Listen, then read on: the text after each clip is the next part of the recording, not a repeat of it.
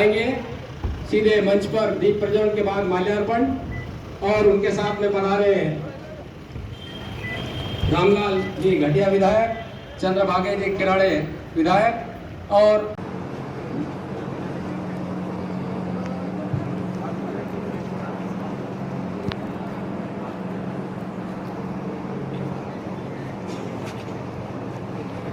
करीब आंकड़े तो सरकार ने कम ही बताए, लेकिन आदरणीय राजा साहब यहाँ पे हर गांव में करीब हर ब्लॉक में 100, 200, 300 भी मरे, 400 भी मरे, तो करीब 1000 के ऊपर, 1000, 1500 के ऊपर यहाँ पे लोग मरे।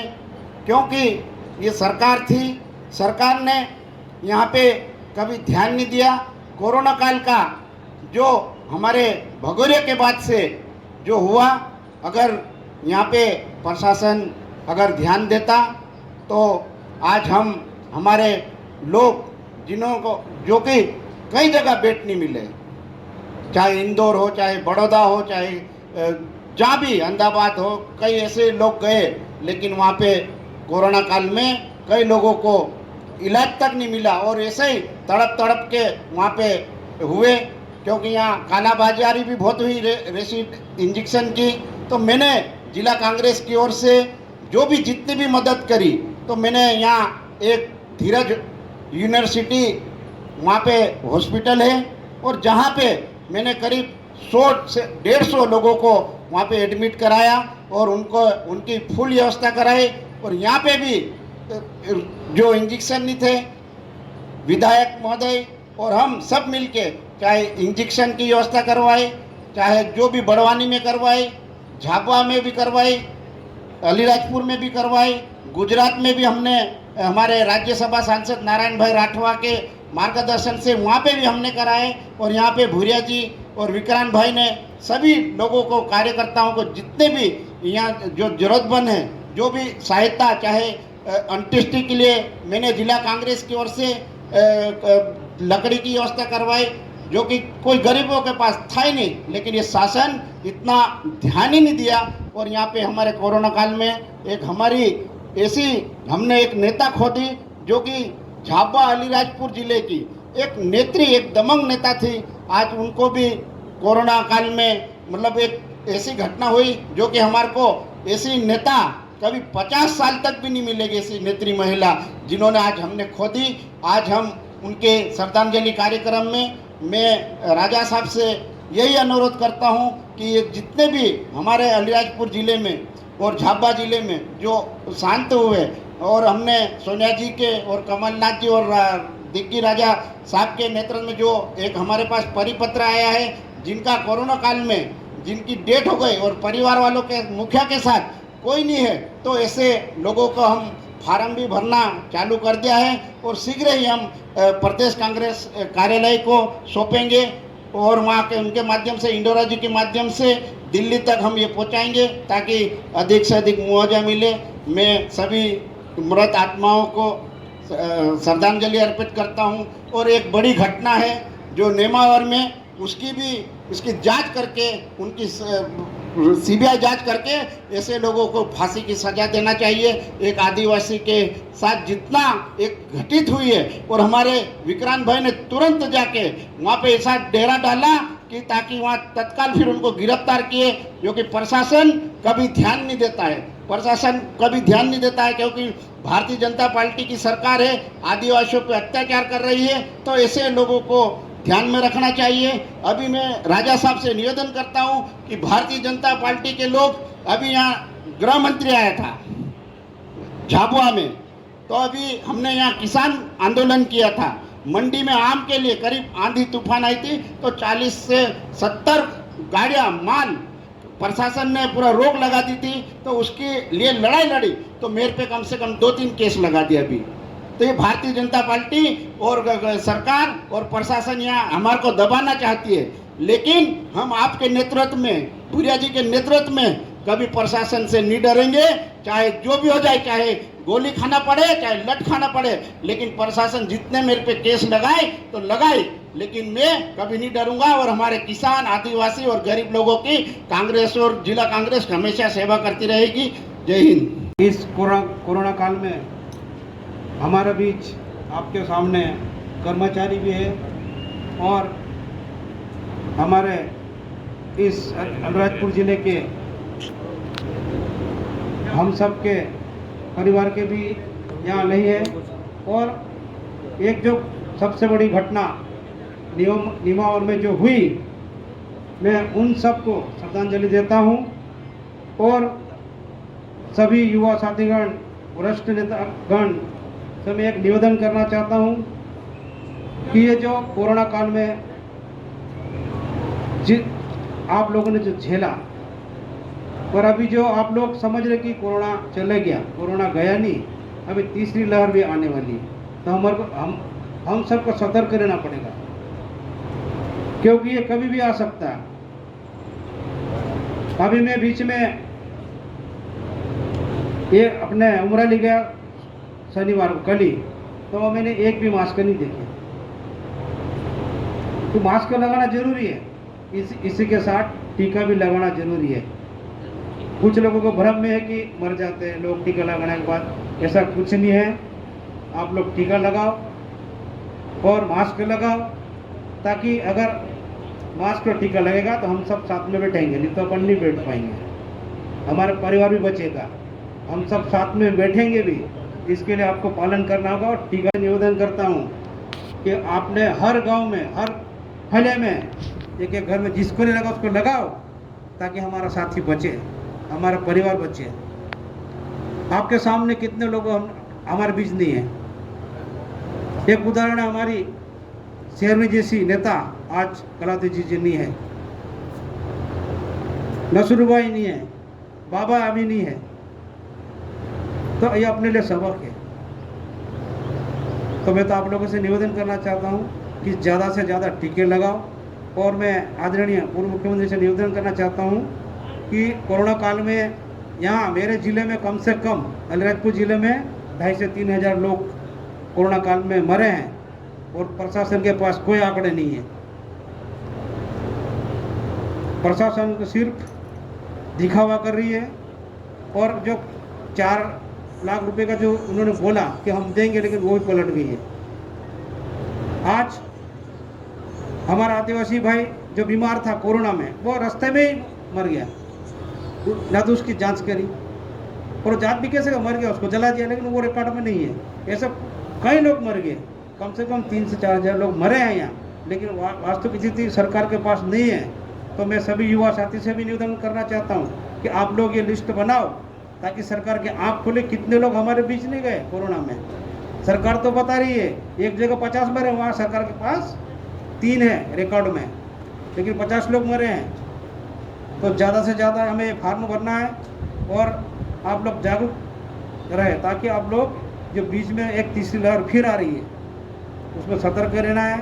और जो भी परिवार जो हमारे बीच में जो नहीं रहे, वो भी ये नहीं समझे कि हम लोग, हमारा कोई नहीं है। अरे हम सब साथ में, कांग्रेस पार्टी आपके साथ है, पटेल परिवार आपके साथ है, पूरी कांग्रेस पार्टी आपके साथ है। ओम शांति। हमारी बहुत ही सशक्त, प्रभावशाली, दबंग और लोकप्रिय विधायक कलावती, जो 4 बार जिला परिषद की अध्यक्ष रहती हुए उसने काम किया, वो आज हमारे बीच में नहीं रही। कारण ये रहा कि कोरोना उसको हुआ और उसने जिस प्रकार का इलाज कराना चाहिए थे नहीं करा पाया। ये कोरोना बीमारी ही ऐसी है, अगर लापरवाही आप करोगे शुरू में, तो फिर एक बार ये फेफड़े में चली गई बीमारी, तो वहाँ से बचना मुश्किल है। इससे कैसे बचा जाए? मुझे इस बात की खुशी है कि हमारे जिला कांग्रेस अध्यक्ष जी महेश पटेल जी ने यहाँ पर फेस आपका मास्क आपको दिया है मुंह पे लगाने के लिए। इससे बचाव हो सकता है। कभी भी आप बाहर जाएं, लोगों से मिले जुलें, आपको ये मास्क लगाना चाहिए। तो दूसरे का जो इसके जो कीटाणु हैं ये मुंह से और नाक से अंदर जाते हैं और उसकी वजह से हम लोगों को ये बीमारी होती है। और जिन लोगों को बीमारी है, अगर उन्होंने भी मास्क नहीं लगाया तो वो दूसरे लोगों को बीमारी दे देते हैं। इसको बचने का केवल एक ही तरीका है कि ज़्यादा भीड़ भाड़ इलाके में मत जाइए, मास्क लगा के जाइए, बार बार हाथ से अपने साबुन से हाथ धोना चाहिए। यही हम लोगों को एहतियात बरतने की आवश्यकता है। अगर थोड़ा बहुत ही बुखार आ जाए, खांसी सर्दी भी अगर है, तो इसमें दवाई गोली पूरी ले लीजिए। दवाई गोली अगर आपने बराबर ले ली तो फिर आपको कोई दिक्कत नहीं आएगी। मुझे भी हुआ था कोरोना, तो मैंने उस पहले दिन से अपनी दवाई गोली लगा ली। उसके बाद मुझे कहीं भी अस्पताल में जाने की आवश्यकता नहीं पड़ी। अब मोदी जी ने तो मना कर दिया था कि हमारे पास पैसा नहीं है, हम मुआवजा नहीं दे पाएंगे। पहले तो उन्होंने घोषणा कर दी कि 4-4 लाख रुपए देंगे, लेकिन उसके बाद उन्होंने कहा कि हमारे पास पैसे नहीं है, हम नहीं दे पाएंगे। अरे मोदी जी, आपका दिल्ली में महल बनाने के लिए, उपराष्ट्रपति का महल बनाने के लिए, नए नए बिल्डिंग बनाने के लिए दिल्ली में 20,000 करोड़ रुपए आप खर्च कर रहे हो, लेकिन गरीबों के घर में कोरोना से मरने वालों के लिए तुम्हारे पास पैसा नहीं है। ये शर्म की बात है।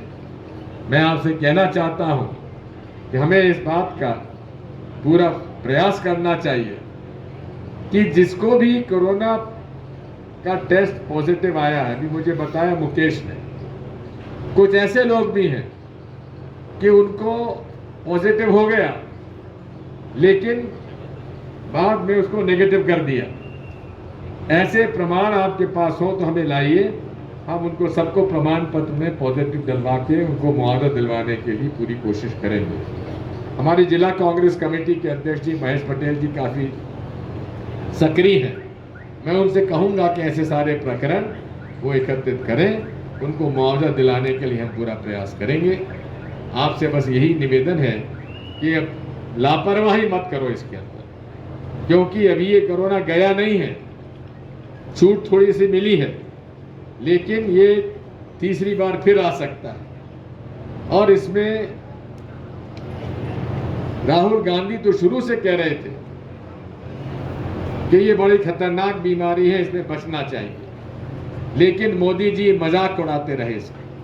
कहा था महाभारत जीत गए 18 दिन में, कोरोना हम लोग 21 दिन में जीत जाएंगे। अरे मोदी जी, 21 महीने होने आए, लाखों लोग मर गए और सरकार आप उनकी जानकारी नहीं दे रही है, झूठे आंकड़े दे रही है।